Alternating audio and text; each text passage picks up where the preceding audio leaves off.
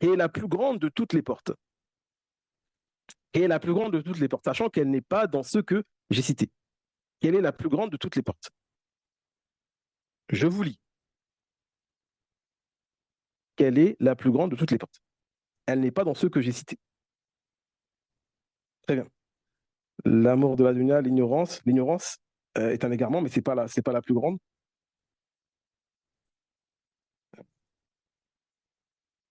Alors, la plus grande de toutes les portes, ça ne veut pas être l'ignorance. Pourquoi? Parce que l'ignorance, il y a plein de gens qui ont de la science.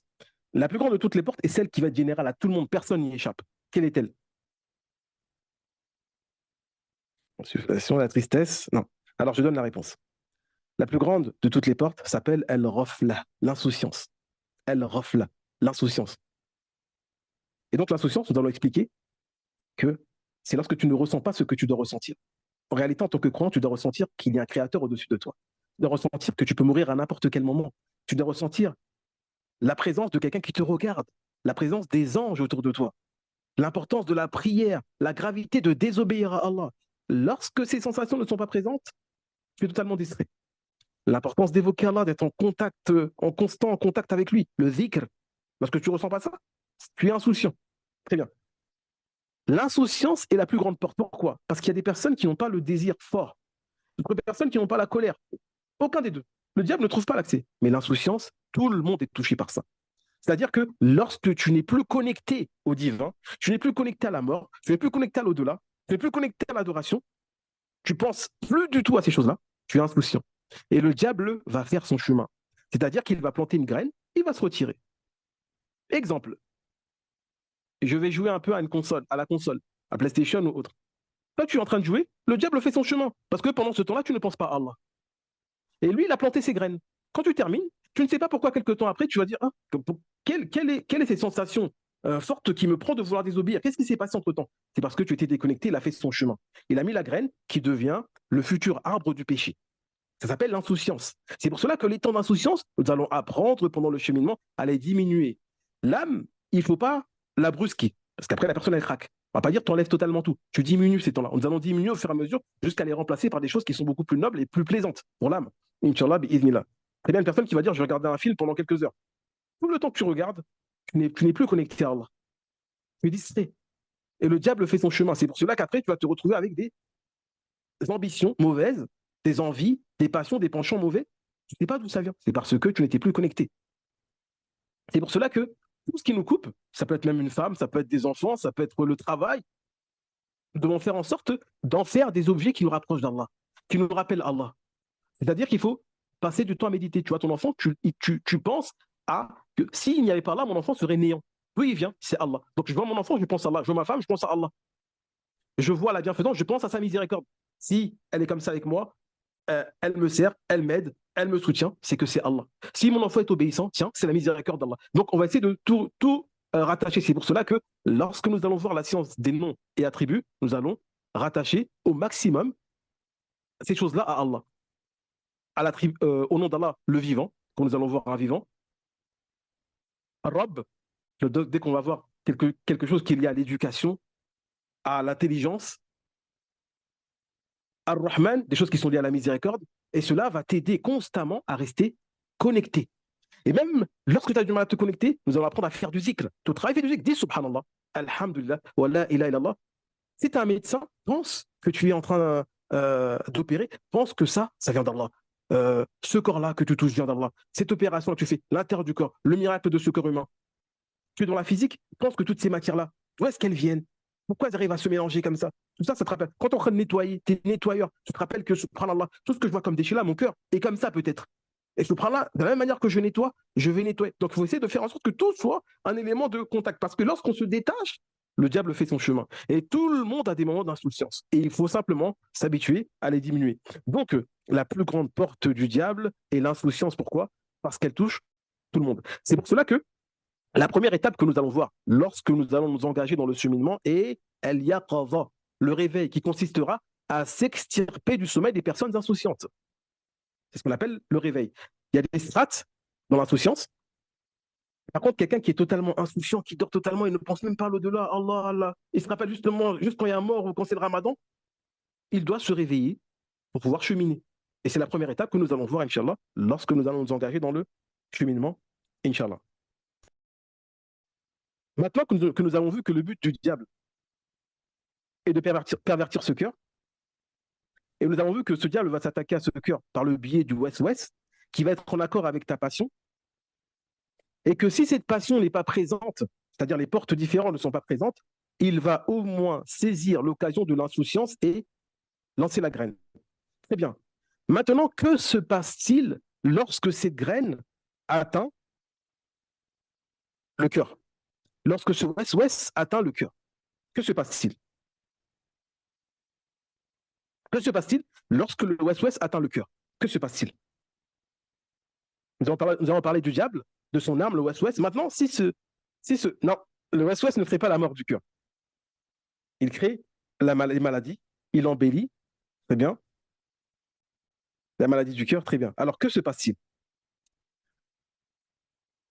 Alors, je mets exprès des représentations pour que ça vous garde, ça garde votre attention et que vous puissiez méditer en même temps. Alors, le diable, que va-t-il faire? Le diable, lorsque le West-West est en accord avec la passion, le cœur qui est le maître du corps, rappelez-vous bien que le cœur est le maître du corps. Lorsque le cœur est envahi par ce West-West qui a grandi, qui s'est accordé avec la passion, ça devient des actes. C'est-à-dire que le West-West ne va pas te faire de mal en lui-même. Il va être l'objet. Mais lorsque tu vas obéir à ce West-West-là, tu vas commettre un péché avec tes yeux. Il va attiser ton désir, tu vas regarder le haram. Il va attiser ton avidité, tu vas marcher vers le haram, tu vas vouloir saisir de tes mains le haram. Il va attiser ta colère, tu vas utiliser ta bouche, tu vas insulter, tu vas dire des choses graves, jusqu'à des choses qui vont te détruire ta religion. Comme la personne qui a dit, par Allah, Allah ne pardonnera pas un tel. Allah a dit, j'ai pardonné un tel et j'annule tes œuvres. Et donc, ça, c'était le diable qui a saisi une occasion. Il va passer par tes oreilles, par la musique et d'autres choses mauvaises qui passeront par tes oreilles. Et donc, qu'est-ce qui se passe? Qu'est-ce qui se passe maintenant lorsque le péché arrive au cœur? Que se passe-t-il lorsque le péché arrive au cœur? Je vous lis. Un point noir, d'accord? S'inscrit, un point noir s'inscrit, mais encore. Que se passe-t-il lorsque le péché arrive au cœur? Alors, on fait des mauvaises actions. La mauvaise action, justement, c'est le péché. On a dit, tu l'as déjà fait la mauvaise action. Que se passe-t-il pour ton cœur? On passe à l'action, on s'y attache. Très bien, je donne la réponse. Alors, lorsque vous faites un péché, lorsque nous faisons un péché, euh, c'est comme un coup de couteau dans le cœur. Ou bien c'est comme si tu as donné à ton cœur, tu as brûlé ton cœur avec un verre de poison. C'est-à-dire que ton cœur va être touché. C'est ça qu'on appelle point noir, noirceur du cœur, salissement, qui peut arriver jusqu'à un cœur scellé à tabac. Donc, le West-West va atteindre le cœur. Lorsque tu désobéis à ce West-West-là, tout va bien. Tu as repoussé ce West-West, nous allons voir comment repousser, arrêter ce processus. Mais lorsque tu obéis, tu vas au bout, tu obéis à Shaitan. Et Allah nous a interdit de lui obéir. Lorsque tu l'obéis, par le biais du West-West, tu vas apporter le péché à l'intérieur de ton corps par les pores. C'est pour ça qu'Ibn Qayyim les appelle les pores, les trous, les points d'entrée du corps, qui sont les yeux, les oreilles, la bouche, les mains, les pieds. Avec cela, tu vas apporter le mal vers l'intérieur. Et donc, tu vas salir ce cœur-là, tu vas le souiller. Et donc, ce que tes yeux ont vu de mal vont souiller ce cœur, vont souiller la science, comme nous avons dit. Et il va s'attaquer, comme nous avons dit, en premier lieu, à ton irad, comme dit Ibn Qayyim al-Jawzi là-dedans, ad-dawa ad-dawa, al-irad, ta volonté. Et ils vont la ratatiner. Ils vont casser, briser ta volonté. Péché après péché. Qu'est-ce que j'appelle la volonté? C'est ta capacité à dire non. Tu n'as plus cette capacité. C'est-à-dire que dès que tu es en face du péché, tu tombes. Et même si tu n'as pas envie, tu es tellement faible quand tu n'as plus de capacité que le shaitan te pousse un petit peu, tu tombes. Il y a Uzuka shaitan, il te pousse un petit peu, tu tombes. Il va détruire ta volonté. Ensuite, ça va s'attaquer à ta foi, qui va baisser. Ensuite, ça va s'attaquer à ta raison, qui va être masquée. Ensuite, à ta science, qui va être altérée. Tu vas commencer à voir le péché comme quelque chose de beau, d'agréable, alors qu'en vérité, ce dernier contient la malédiction d'Allah, sa colère, l'enfer, mais tu n'arrives plus à le voir comme il est. Pourquoi? Parce que ta science est altérée à cause du péché. Donc le péché, bien sûr, altère la science et la raison, comme le précise Ibn Qayyim al-Jawziyya. Donc j'espère que vous avez compris le processus que le diable emploie, c'est-à-dire qu'il va attaquer par le West-West. Le West-West va être en accord avec les penchants de l'âme. S'il trouve ce penchant-là, il va aller, il va appuyer dans ce sens-là. S'il n'y a pas, il va utiliser l'insouciance pour lancer la graine, il va grandir après. Et ensuite, lorsque la personne est décidée à faire le péché, elle va appeler le mal à l'intérieur. Et c'est ce mal-là qui va mettre, affliger des coups de couteau au cœur jusqu'à ce que le cœur meure. Et lorsque le cœur meurt, c'est la fin. La personne a perdu la guerre contre le diable. La personne va soit plonger dans le kufr, plonger dans le mal. Et comme dans le hadith du prophète sallallahu alayhi wa sallam, il y a des gens qui font du bien dans ce qui paraît chez les gens, et leurs livres les rattrapent et ils se mettent à commettre du mal jusqu'à ce qu'ils entrent en enfer.